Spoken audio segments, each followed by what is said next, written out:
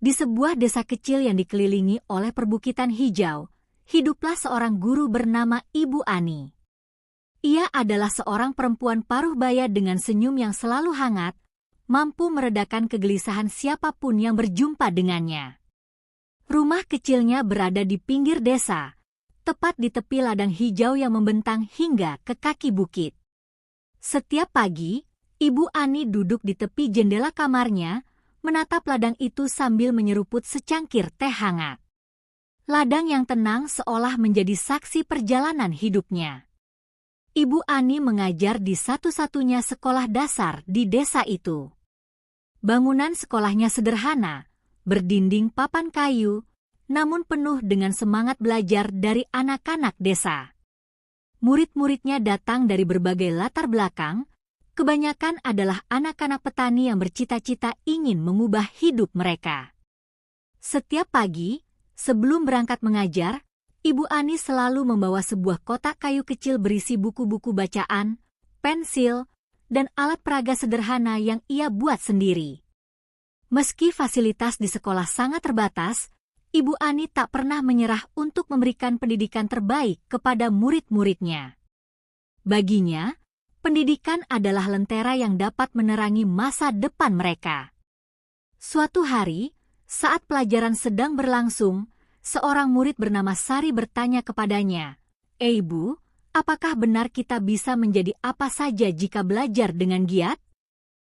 Ibu Ani tersenyum, menatap mata Sari yang penuh harap. "Benar, Sari.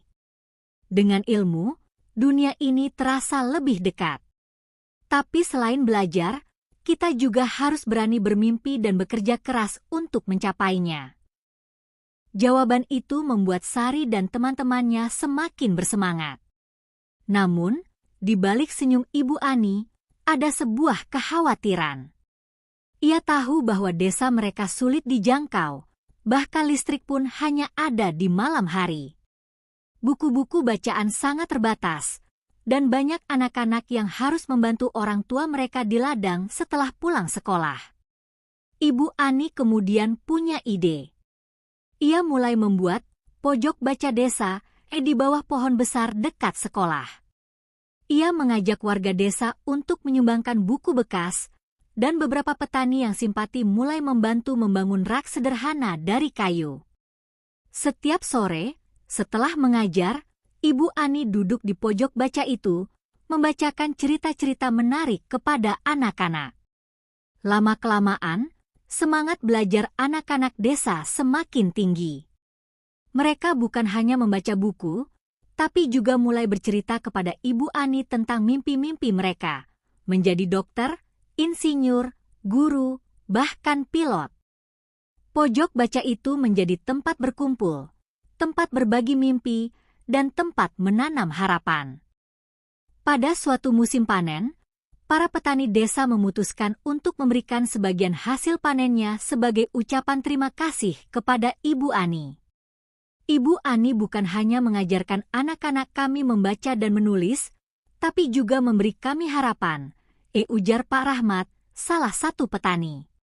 Ibu Ani tersenyum penuh haru. Bagi Ibu Ani, melihat murid-muridnya berani bermimpi dan memiliki semangat untuk belajar adalah hadiah terindah dalam hidupnya.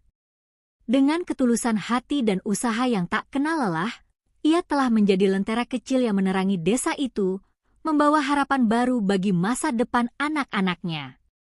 Hingga kini, nama Ibu Ani terus dikenang sebagai guru yang tidak hanya mengajar, tetapi juga menginspirasi.